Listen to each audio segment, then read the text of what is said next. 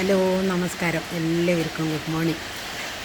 ഞാൻ ഒരു കാര്യം പറയാൻ വേണ്ടി വന്നതാണ്. ഇന്നാൾ ഒരു 2-3 ദിവസം മുമ്പ് ഒരു ന്യൂസ് ഉണ്ടായിരുന്നില്ലേ, 12 വയസ്സായ ഒരു പെൺകുട്ടി കാണാനില്ല, കൂട്ടുകാരിൻ്റെ അടുത്ത് ബുക്ക് വാങ്ങാൻ പോയി എന്നും പറഞ്ഞല്ലേ അവരുടെ വീട്ടുകാർ പറയുന്നത് കേട്ടത് ന്യൂസിൽ. ഞാൻ ആലോചിക്കുകയാണേ, ഇതിലെനിക്ക് ആൺകുട്ടിനെ കുറ്റം പറയുന്നതിൽ ഒരു യോജിപ്പ് കുറവുണ്ട്. കാരണം എന്താണെന്ന് പറഞ്ഞാൽ, ചെക്കന് 25 വയസ്സായി, അവന് വിവരമുണ്ട്. പക്ഷേ ആ പെൺകുട്ടി പോകുമ്പോൾ അവൻ അത് പറഞ്ഞ് തിരുത്തി വീട്ടിലേക്ക് തിരിച്ചയക്കേണ്ടതായിരുന്നു. കാരണം കുട്ടിക്ക് 12 വയസ്സായിട്ടുള്ളൂ. ഇവന് അത് ശിക്ഷ കിട്ടാനുള്ളൊരു വകുപ്പുണ്ട് 12 വയസ്സായ കാരണം. ഞാനപ്പോൾ ഒരു ചോദ്യം ചോദിക്കുന്നത് നോക്കണേ.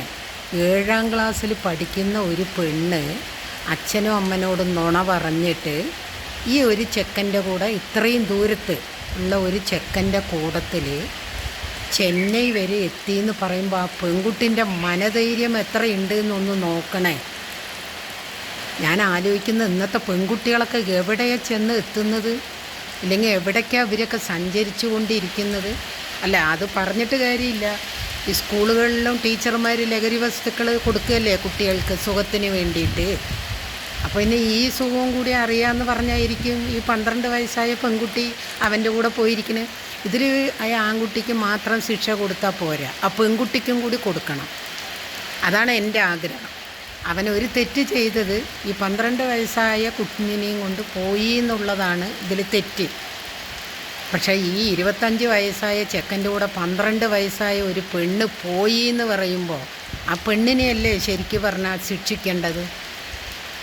ഈ 12 വയസ്സ് വരെ ഒരച്ഛനും അമ്മയും കഷ്ടപ്പെട്ട് വളർത്തി വലുതാക്കിയിട്ട് ഈ കുറച്ച് നാളുകൾക്ക് മുമ്പ് വരെ അച്ഛനും അമ്മയും വളർത്തി വലുതാക്കിയിട്ട് ഈ കുറച്ച് ദിവസങ്ങൾക്കുള്ളിൽ ഒരുത്തൻ്റെ കൂടെ പോകണമെങ്കിൽ, ഇത്രയും ധൈര്യത്തിൽ മദ്രാസ് വരെ പോകണമെങ്കിൽ ആ പെൺകുട്ടിൻ്റെ മനോധൈര്യം ഒരു ഭയങ്കര ധൈര്യമാണ്.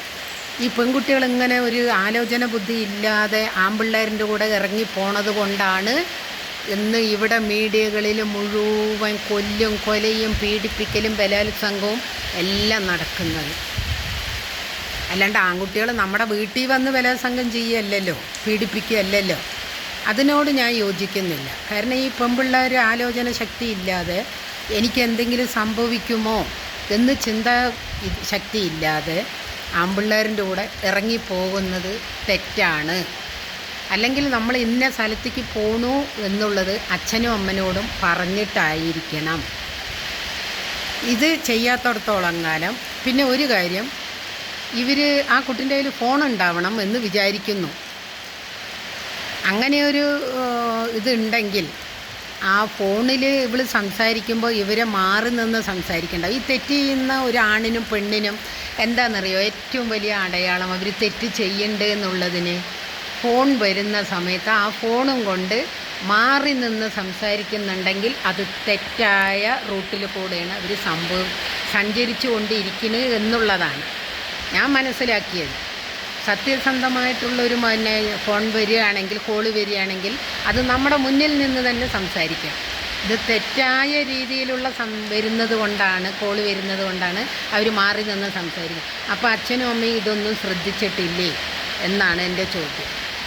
എന്തായാലും ആ ആൺകുട്ടിക്ക് മാത്രം ശിക്ഷ കൊടുത്താൽ പോരാ, പെൺകുട്ടിക്ക് 12 വയസ്സായിട്ടുള്ളൂ എന്ന് പറഞ്ഞിട്ട് ശിക്ഷിക്കാതിരിക്കാൻ പറ്റില്ല. കാരണം ഒരു ആൺകുട്ടിൻ്റെ കൂടെ ഓടിപ്പോണമെങ്കിൽ അതിൻ്റെ മൈൻഡ് അത്രമാത്രം വളർന്നിട്ടുണ്ട് എന്നുള്ളതാണ്. അപ്പോൾ ആൺകുട്ടിക്ക് മാത്രമല്ല പെണ്ണിനും കൊടുക്കണം ശിക്ഷ. നമ്മളെ പോലീസുകാർക്ക് പണിയുണ്ടാക്കുന്നത് ഇമാതിരിയുള്ള പെൺകുട്ടികളാണ്. കാരണം കാമുകന്മാർ വിളിച്ചുകൊണ്ട് പോകുമ്പോൾ അവരിൻ്റെ പിന്നാലെ അവരിനെ വിശ്വസിച്ച് പോയിട്ട് ലാസ്റ്റ് അവർക്ക് എന്തെങ്കിലുമൊക്കെ സംഭവിക്കുമ്പോൾ ഉടനെ ആഭ്യന്തരമന്ത്രിയെ, പോലീസുകാരനെയും നിയമത്തിനെയും നിയമവകുപ്പുകളെയും പറയുന്നത് തെറ്റായ രീതിയാണ് എന്നാണ് എൻ്റെ സങ്കല്പം. അതുകൊണ്ട് ആ പെൺകുട്ടിക്കും കൂടി ശിക്ഷ കൊടുക്കണമെന്നാണ് എൻ്റെ ഒരു എളിയ അഭിപ്രായം. Okay, by.